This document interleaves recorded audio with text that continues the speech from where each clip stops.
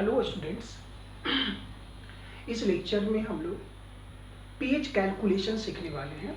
Last lecture में हम लोगों ने स्ट्रॉन्ग एसिड, वीक एसिड क्या होता है, कैसे पहचानेंगे, उसको मैंने आपको बताया था। इस लेक्चर में हम लोग सीखेंगे कैलकुलेशन ऑफ पीएच। तो put the heading your calculation of pH. Calculation of pH. ये जो पीएच होता है इसका फुल फॉर्म होता है पोटेंशियल ऑफ हाइड्रोजन या पोटेंशियल ऑफ हाइड्रोजन, इसको ऐसा भी कर सकते हैं। और इसकी जो फॉर्मूले होते हैं वो वह pH equal to minus log hydrogen ion concentration होता है। और पीओएच यदि हम लोग लिखें तो pOH equal to minus log hydroxyl ion concentration होता है। मैं एक बात आपको बता दूं कि आपके सिलेबस में किसी कंसंट्रेटेड एसिड का पीएच फाइंड आउट करना नहीं है, आपको केवल डाइल्यूट सॉल्यूशंस की पीएच निकालना है। तो हम लोग डाइल्यूट सॉल्यूशन की पीएच निकालेंगे। और हम लोगों ने पढ़ रखा है कि एसिड और बेस दो टाइप के होते हैं, strong acid and weak acid.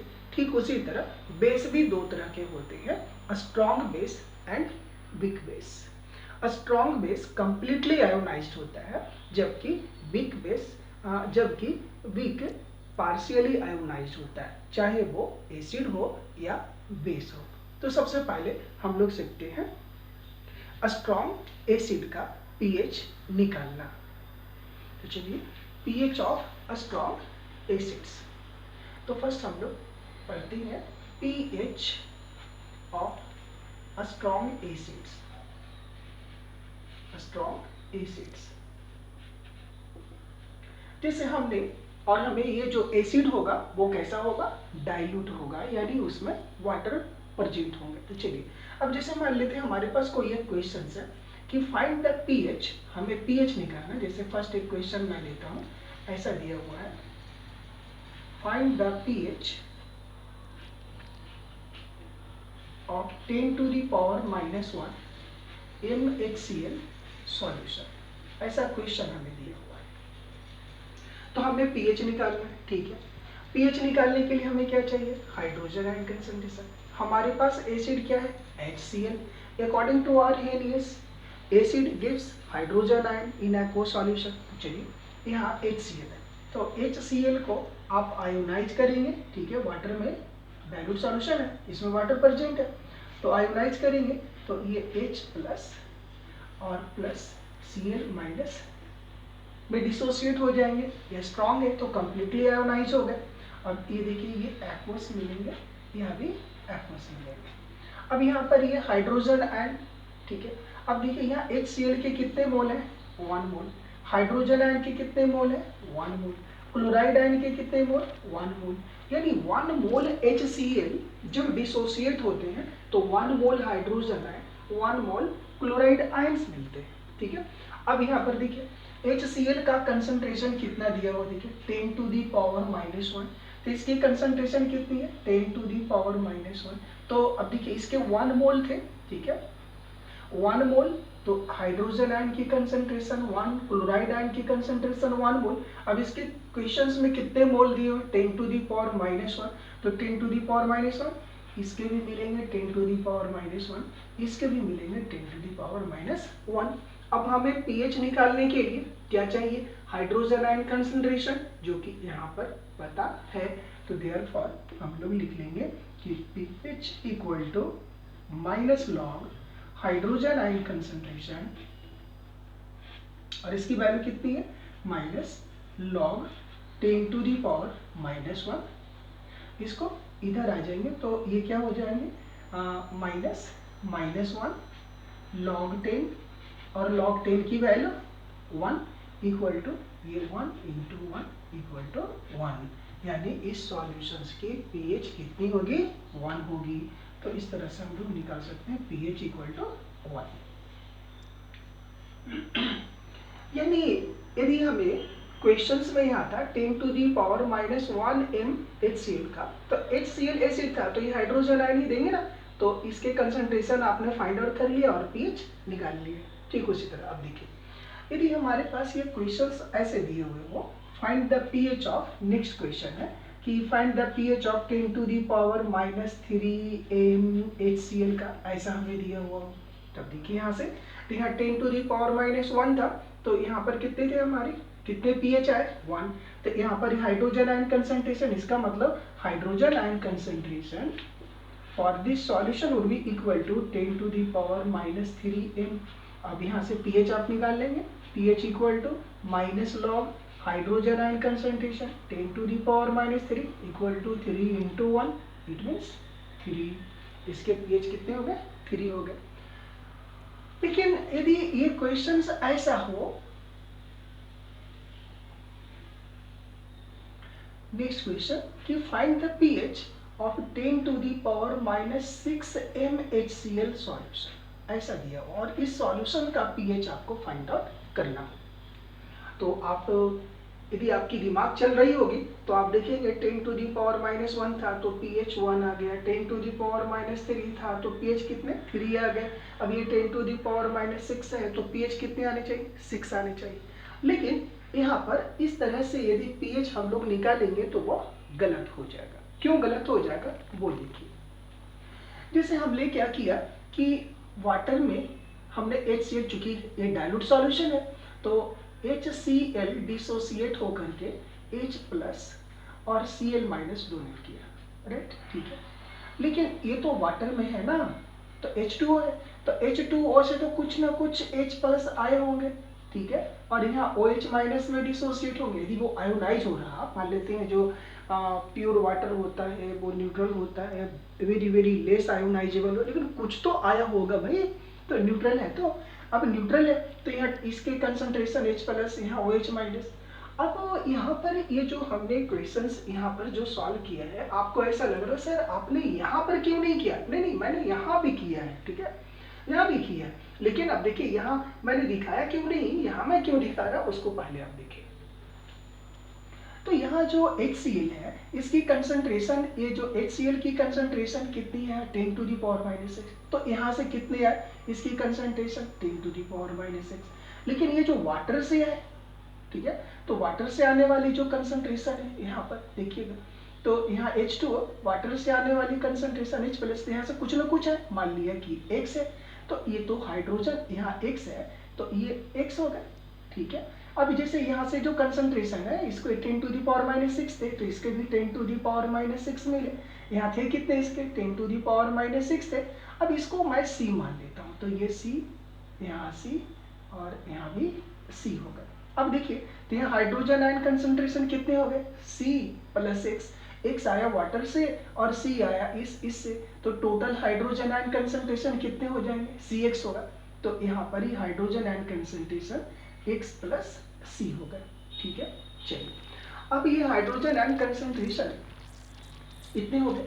अब यहाँ से हम लोग ये इसके ये हाइड्रोजन आयन कंसंट्रेशन X+C और हाइड्रोक्सिल आयन कंसंट्रेशन X हो गए। अब यहाँ यदि हमें pH निकालना होगा तब तो C और X दोनों ही लेना होगा, बात है समझिए। अब यहाँ पर ये बात आ रही है कि C+X दोनों को ही हमें यहाँ कंसीडर करना होगा, लेकिन यहाँ हमने वाटर से आने वाले जो हाइड्रोजन आयन है उसके बारे में हमने कोई कंसीडर नहीं किया है। अब यहाँ पर अब आप अभी यहाँ पर ये प्रॉब्लम वाली बात ये है कि बच्चों को कब ऐसे उनको पता चलना चाहिए कि कब वाटर से आने वाले कंसंट्रेशन पर कंसीडर किया जाएगा, कब वाटर से आने वाले हाइड्रोजन आयन पे आप कंसीडर नहीं करेंगे, तो ये कैसे पता चलेगा। तो मेन ये बात है, तो इसको अब हम लोग सीखते हैं कि कब आप फाइंड आउट ये हाइड्रोजन आयंस जो कि वाटर से आते हैं उस पर कंसीडर करेंगे और कब वाटर से आने वाले हाइड्रोजन आयन पर कंसीडर नहीं करेंगे। चलिए इस बात को अब हम लोग सीखते हैं।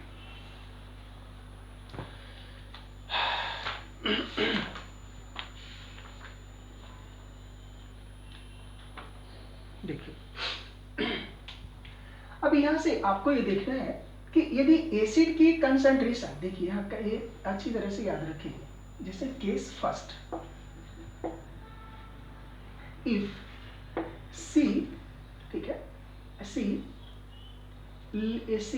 इज लेस देन और इक्वल 10 to the power -6, ऐसा।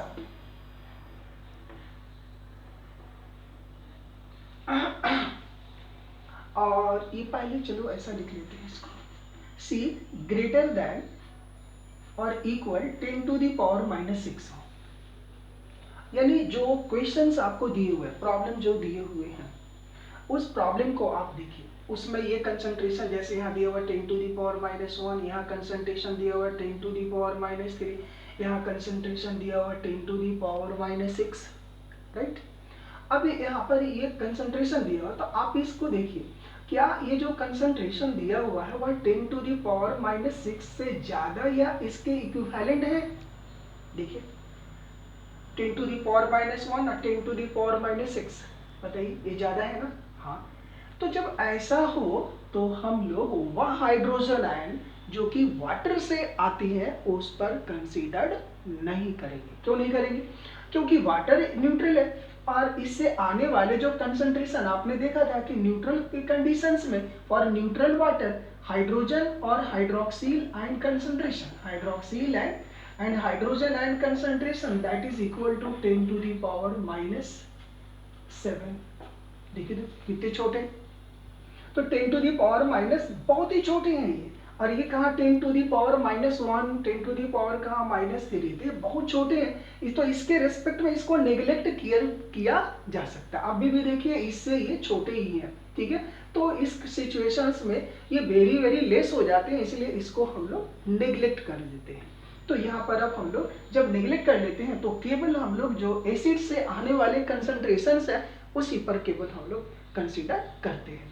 तो यहाँ देखिए C greater than equal 10 to the power -6 हो तो यहाँ क्या करेंगे, ओनली ये वाटर से आने वाले hydrogen ion is not consideration, no considerable, यानी H प्लस आयंस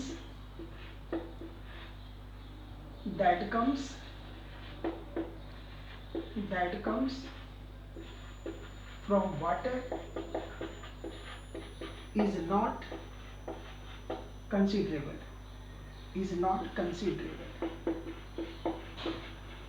उसको हम लोग कंसीडर नहीं करते हैं, because it is negligible in the respect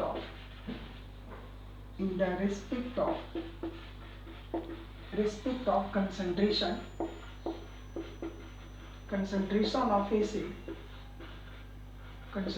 of acid given, इसलिए उस पर हम लोग कंसीडर नहीं करते हैं। अब हम लोग ये कंसीडर जब नहीं करते तो देखिए क्या होता है, यदि हम लोग कंसीडर करते तो क्या हो जाता है, देखिए H2O, तो अब देखिए हम लोग जानते हैं since Kw equal to hydrogen ion concentration into hydroxyl ion concentration, right. अब यहाँ देखिए तो इसके लिए हाइड्रोजन आयन कंसंट्रेशन Kw कितने, 10 to the power -14, hydrogen ion concentration कितने हो गए, यहाँ से आप देख लीजिए x प्लस सी इंटू सी, ऐसे हो गया। अब देखिए इसको आप सॉल्व कीजिए, यहाँ से यहाँ मैं लिख रहा हूँ, तो ये 10 to the power -14, ठीक है। अब ये x है, c से मल्टीप्लाई कर लीजिए तो ये हो जाएंगे cx प्लस ये 10 to the power -14 equal to अब यहाँ देखिए cx और प्लस यहाँ से c², ऐसा। अब देखिए तो क्या एक ये अपने में एक क्वाड्रेटिक इक्वेशन हो गए, x का वैल्यू कितने आ गए 10 to the power -7, तो अब ये क्या c का एक क्वाड्रेटिक इक्वेशन है, तो this can be written as c² plus c 10 to the power -7 या 10 to the power -7c और -10 to the power -14 equal to 0। ये एक क्वाड्रेटिक हो गया, this one is the quadratic equation. अब ये जो है C का एक क्वाड्रेटिक इक्वेशन हो गया। अब यहाँ से ये C का वैल्यू हम लोग फाइंड आउट कर लेंगे, तो c का वैल्यू फाइंड आउट कर लेंगे, 1 मिनट। यहाँ c प्लस एक्स और x था ना बेटा, यहाँ पर गड़बड़ हो गई है, यहाँ x लिखना पड़ेगा, राइट। तो अब ये हो गया एक्स स्क्वायर और ये यहाँ x हो गए, ठीक है ऐसा। तो ये x का एक क्वाड्रेटिक इक्वेशन हो गए। तो यहाँ से हम लोग x की वैल्यू क्या करेंगे, फाइंड आउट कर लेंगे। क्वाड्रेटिक तो सॉल्व करना आता होगा, आप लोग 9-10 में पढ़े होंगे। अब ये जैसा होगा तो x का वैल्यू फाइंड आउट कर लेंगे और हमें pH निकालना, तो यहाँ से हम लोग निकाल लेंगे। Therefore hydrogen ion concentration that will be equal to C plus X, right. और x की वैल्यू यहाँ से आपने निकाला, तो इस तरह से हाइड्रोजन आयन कंसंट्रेशन हम लोग फाइंड आउट कर लेंगे। और जब hydrogen ion concentration find out कर लिए तो फिर pH की जो फॉर्मूला है, pH equal to minus log hydrogen ion concentration, इसमें सब्स्टिट्यूट करके आप उसके pH निकाल लेंगे। लेकिन अब देखिए, ये जो अब हमारे पास यहाँ दो सिचुएशंस आ गए। एक में ये क्वाड्रेटिक को सॉल्व करना पड़ेगा, ठीक है। एक में इस क्वाड्रेटिक को सॉल्व नहीं करना पड़ रहा। यहाँ तक हम लोगों तो कहीं तो किस क्वाड्रेटिक मिला नहीं है, इसलिए नहीं मिला कि हम लोगों ने वाटर से आने वाले हाइड्रोजन आयन कंसंट्रेशन पे कंसीडर नहीं किया है। तो अब आप कब करेंगे कब नहीं करेंगे, तो इस कंडीशंस को आपको याद रखने होंगे। यानी जब ये गिवन एसिड की जो कंसंट्रेशन है वो ग्रेटर देन हो और ग्रेटर देन और इक्वल हो 10 टू द पावर माइनस 6 का, तो वाटर से आने वाले हाइड्रोजन आयन कंसीडर हम लोग आयन हाइड्रोजन आयन पर कंसीडरेशन नहीं करेंगे, क्योंकि इसके रिस्पेक्ट में वो बहुत कम होते हैं। तो यहाँ भी हम लोग निकाल सकते हैं। देयरफॉर इस इक्वेशंस के लिए pH निकालेंगे, तो pH equal to minus log 10 to the power minus 6, therefore pH would be equal to 6 ऐसा। तो अब यहाँ पर हम लोगों ने जो भी एग्जाम्पल्स लिया है उसमें ऐसा इस कंडीशंस को फॉलो कर रहे हैं ये सारे एग्जाम्पल्स, ठीक है। तो चलिए अब हम लोग कुछ और भी एग्जाम्पल्स देखते हैं और आपकी बेटर अंडरस्टैंडिंग करने के लिए।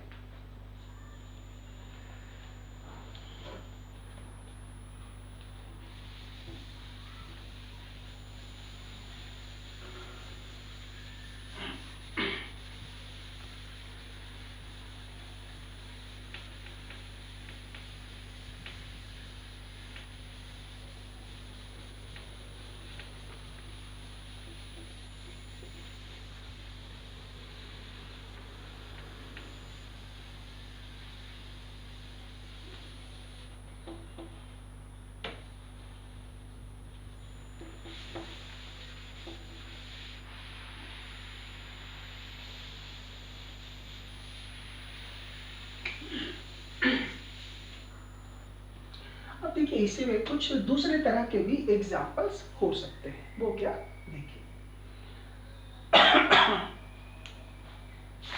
अदर क्वेश्चंस देखिए।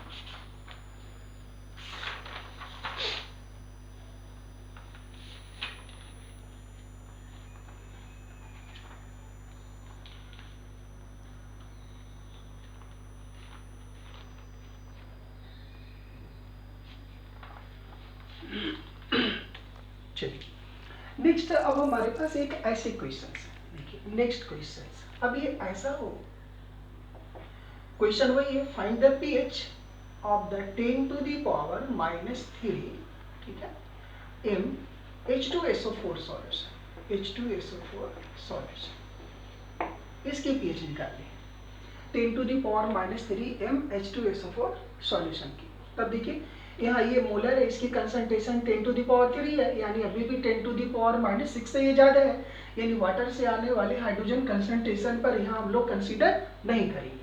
तो नेक्स्ट अब देखिए यहाँ से H2SO4, तो H2SO4 ये डिसोसिएट होकर के 2H प्लस बनाएंगे और प्लस SO4 2 माइनस बनाएंगे। अब इसका कंसंट्रेशन कितना है, 10 to the power minus 3 molar, तो ये कितने बनाएंगे 2 into 10 to the power minus 3 molar, और ये कितने बनाएंगे 10 to the power minus 3 molar. क्यों, क्योंकि इसके एक मोल 2 मोल हाइड्रोजन आयन बनाते हैं और 1 मोल सल्फेट आयन देते हैं। तो यहाँ पर हाइड्रोजन आयन कंसंट्रेशन इतने हो गए, तो देयरफॉर यहाँ लिख सकते हैं hydrogen ion concentration that would be equal to 2 into 10 to the power minus 3, therefore pH equal to यहाँ से निकालिए minus log hydrogen ion concentration 2 into 10⁻³ equal to minus log 2 और ये हो गया माइनस लॉग 10⁻³ इक्वल टू यहाँ से minus log 2 की वैल्यू दीजिए 0.30103, ठीक है, और माइनस और इधर आ गए तो ये हो गया 3 में से इसको माइनस कर लीजिए तो देयरफॉर pH इक्वल टू, तो 10 में से 3 गया 7, 9 बच गया यहाँ, और यहाँ 9 में से 1 गया 8, यहाँ 9 और 9 में से 3 गया 6.0, यानी 0.69 इसके pH हो गए। लेकिन इसी क्वेश्चंस को ऐसा दिया जा सकता है 10⁻³ NH2SO4 ऐसा सॉल्यूशन, इसके pH निकालिए। तो देखिए ये इक्विवेलेंट बताता है, कितने इक्विवेलेंट्स है। तो अब देखिए इसको H2SO4 ये आयोनाइज कीजिए तो 2H plus SO4 2 minus, right. अब यहाँ पर आप देख रहे हैं कि ये हाइड्रोजन आयन कंसंट्रेशन और सल्फेट आयन कंसंट्रेशन है, तो यहाँ पर 10⁻³ इक्विवेलेंट है, ये एंड यानी इक्विवेलेंट है। और किसी भी रिएक्शंस में मैंने आपको बताया है ये some basic concepts of chemistry वाले चैप्टर में कि रिएक्टेंट का जितना इक्विवेलेंट पार्टिसिपेट करता है वह भी सेम होता है, और जितना बनता है प्रोडक्ट में उसका भी इक्विवेलेंट वही होता है। तो इसके 10⁻³ इक्विवेलेंट पार्टिसिपेट किए तो इसके बनेंगे भी कितने 10⁻³, ठीक है, और इसके भी कितने 10⁻³ बनेंगे, इसके सेम इक्विवेलेंट बनेंगे 10⁻³। अब इसको हम लोग ये नॉर्मेलिटी में ये गिवन है, ठीक है, और हम लोग ये जानते हैं कि ये जो n होता है n equal to n factor into m, ठीक है, तो ये मोलारिटी में इसको आप कन्वर्ट कर सकते हैं। तो normality equal to n factor into m, तो इसको अब हम लोग यहाँ इसकी वैल्यू जो होगी वो 10⁻³ होगी, ठीक है। तो यहाँ से अब हम लोग निकाल सकते हैं इसकी वैल्यू, तो ये 10⁻³ सेम इक्विवेलेंट ही पार्टिसिपेट करेंगे। तो यहाँ यदि हम लोग pH निकालेंगे, एक मिनट,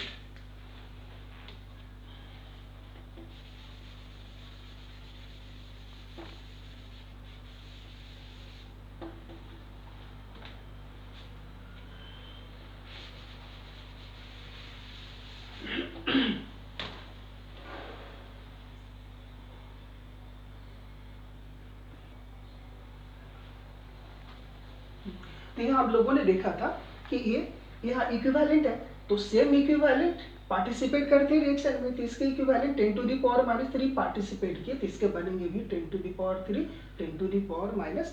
बनेंगे। अब ये सेम इक्विवेलेंट है, अब इसके हम लोग pH निकाल सकते हैं। तो यहाँ पर होगा देयरफॉर यहाँ हाइड्रोजन आयन कितने हो जाएंगे 10⁻³, therefore pH equal to minus log hydrogen ion concentration, और इसकी वैल्यू यहाँ सब्स्टिट्यूट कर करके फिर इसकी हम लोग pH निकाल सकते हैं। तो इस तरह से हम लोगों ने देखा कि जब ये मोलारिटी में हो तो उसकी pH इस तरह निकालेंगे, जब ये नॉर्मेलिटी हो तो उसके pH इस तरह निकालेंगे, ठीक है। तो आज के लेक्चर में इतना ही, हम लोग नेक्स्ट लेक्चर में इसके बाद इसको मैं यहाँ से कंटिन्यू करता हूँ। Thanks to all.